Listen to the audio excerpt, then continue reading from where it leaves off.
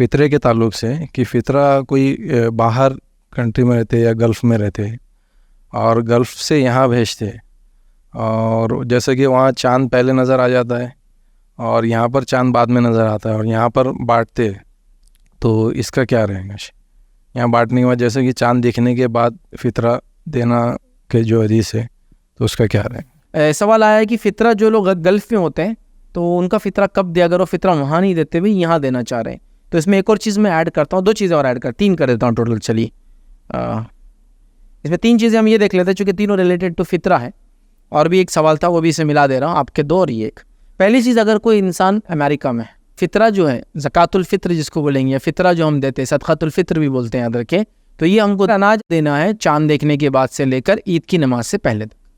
तो अगर कोई इंसान अमेरिका में है और उसकी ईद अगर हमसे पहले है, या फिर गल्फ़ में है उसकी ईद हमसे पहले है, और अगर वो इंडिया में पैसा भेजता है कि भाई ये पैसा दिया जाए, तो इंडिया में जो लोग हैं उनका काम है कि वो पैसे को लेकर वहाँ की चाँद दिखने के बाद यहाँ बांट दें। रीज़न मीन कि उसने वहाँ चाँद देख लिया ना, अब चाँद देखने के बाद उसकी ईद की नमाज से पहले बढ़ जाना चाहिए। तो लिहाजा फॉर एग्जांपल वो सऊदी से भेज रहा है, यूके से भेज रहा है, यूरोप से भेज रहा है, गल्फ़ से भेज रहा है, या फिर और भी जो कंट्रीज हमसे आगे चलते चाँद के अंदर, और वहाँ से आपको आ रहा है वो फ़ितरे का अमाउंट, और आपको पता चलेगा कि उस कंट्री में चाँद दिख गया, तो आप यहाँ फ़ितरा दे देंगे उसको। तो ये पहली चीज़ हुई। इसी में एक ऐड कर लेते हैं हम, फ़ितरा कितना देंगे। जैसे कि एक इंसान सऊदी में रहता है, तो सऊदी में उमूमन इस साल जो है 15 रियालों फ़ितरे में काउंट कर रहे थे कि वो फ़ितरे की अमाउंट हो रही थी, उतने का अनाज देना है। तो यहाँ इंडिया में कितने में दे, क्योंकि इंडिया के अंदर अनाज आ रहा है 20 रुपये किलो, तो 3 किलो अनाज भी अगर ज़्यादा से ज़्यादा अगर हिसाब दे तो 60 रुपये होता है।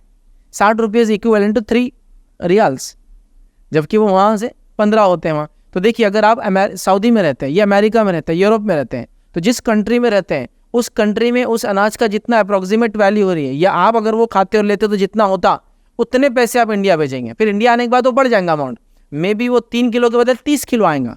जैसे कि अगर सऊदी से को 15 रियाल भेजेंगे तो 15 रियाल का तकरीबन 25 रुपये ले लीजिएगा, अंदाजन मोटा मोटा 23 रुपये कुछ है, 25 रुपये अगर ऐसा रफली अगर ले ले तो देखिए आप कितना ज़्यादा अमाउंट हो जा रहा है। तो इतने में तो तकरीबन 30 किलो अनाज आ जाएंगे इंडिया में, तो आप वो 30 देंगे। मे भी हो सकता है एक नहीं मल्टीपल लोगों को दे आप, क्योंकि अब अमाउंट बढ़ गया, एक को भी तो जैसा भी करना, लेकिन वैसा करेंगे। हाँ, आप सऊदी में नहीं, आप खुद इंडिया आ गए ये साल ईद के लिए, और अब आप अपना फ़ितरा निकालना चाह रहे हैं, तो फिर उतना ही निकालिए जितना आपको इंडिया में 3 किलो गेहूँ का देना है। लेकिन आप जब वहाँ से भेजेंगे तो कुछ लोग क्या करते हैं, सऊदी से, गल्फ़ से, यूएस से पैसा भेजते हैं, और वो क्या करते हैं, इंडिया के हिसाब से पैसा भेजते हैं, जबकि आपको जिस इलाके में रह रहे हैं वहाँ जो ग़िज़ाइयत खाई जा रही है उसका अमाउंट देना चाहिए। तो ये बेटर है, मैं कहूँगा कि आप वहाँ से पैसा भेजें, उतना भेजें जितना आपके कंट्री में लगता है अमाउंट, फिर उतने का यहाँ कन्वर्ट करें, फिर उसमें जितना बनता है फिर उतना दे, हालांकि वो ज़्यादा हो जाएगा। ये एक चीज़ में ऐड कर लीजिए। तीसरा, इसमें एक सवाल किसी ने ऑनलाइन किया था, वो ये था, क्या हम फ़ितरे में ग़िज़ाइयत जो देना है पका कर दे सकते हैं? जैसा 3 किलो चावल दे रहे, 3 किलो गेहूँ दे रहे, एक्चुअली रफ़ एस्टिमेट है, 2.25 किलो से लेकर 2.25 से लेकर 3 अलग अलग लोगों ने, चूँकि वो एक मग होता था जिसमें चीज़ें मापी जाती थी, अब वो हर अनाज अलग आता था, बट 3 किलो तो सबने मैक्स है, याद रखिए। 3 किलो अगर आप दे रहे हैं तो 3 किलो क्या मैं चावल पका के दे दूँ उस दिन? 3 किलो क्या हम गेहूँ पका के दे दूँ? और गेहूँ क्यों पकाऊँ, गेहूँ का खिचड़ा ही बना देता हूँ सीधा, हलीम वगैरह जो होती है 3 किलो की, या फिर 3 किलो और भी जो खाने की चीज़ ऐसा करूँ। नबी अकरम सल्लल्लाहु अलैहि वसल्लम ने पकावा खाना दे सकते थे, फिर भी आपने रॉ फूड दिया, रॉ फूड ही देना चाहिए। जैसा आप गेहूं के बदले ब्रेड नहीं दे सकते, मतलब रोटी डाल के नहीं दे सकते, उसी तरह चावल के बदले कुक राइस नहीं दे सकते, उसी तरह जो है आप जो भी और चीज़ें समझो इंडिया के अंदर दे रहे हैं, जऊ दे रहे हैं, बाजरा दे रहे हैं, जवारी दे रहे हैं, या फिर मकई दे रहे हैं, है ना, तो इसको आप कुक करके नहीं देंगे, रॉ देंगे, काउंट करके, मतलब वेट करके आप देंगे, रॉ देंगे, तो कुक करके भी नहीं देना है।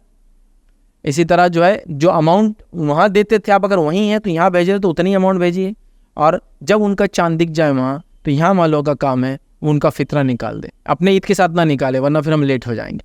जैसे ही वहाँ चाँद दिख गया, उनकी खबर आई चाँद दिख गया, हम बस बांट दो, तो उनका काम है यहाँ फिर इंडिया में या जहाँ भी बांट रहे हैं जिस भी कंट्री में बांट देना चाहिए। हमारी ईद के हिसाब से नहीं, उनकी ईद के हिसाब से हमको भी करना होगा।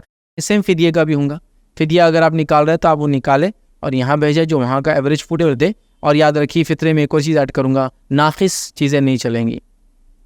उलमा लिखते हैं जो आप खाते हैं वही ग़िज़ाइयत देना है।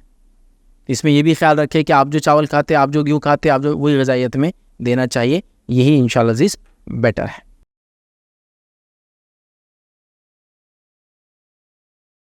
अस्सलाम वालेकुम। आप भी हमारे इस काम में ताउन करें अपनी ज़कात और सदक़ात के जरिए। डोनेशन डिटेल्स के लिए डोनेट अस पर क्लिक करें। अगर आपको हमारे वीडियोस पसंद आए हैं तो इसे शेयर करें और सबके हकदार बने। रोजाना हमारे वीडियोस को पाने के लिए हमारे यूट्यूब चैनल को सब्सक्राइब करें और बेल आइकन दबाएं। हमसे दीगर सोशल मीडिया पर जुड़ने के लिए वीडियो में दिए गए आईडी को सर्च करें। जज़ाकल्लाह।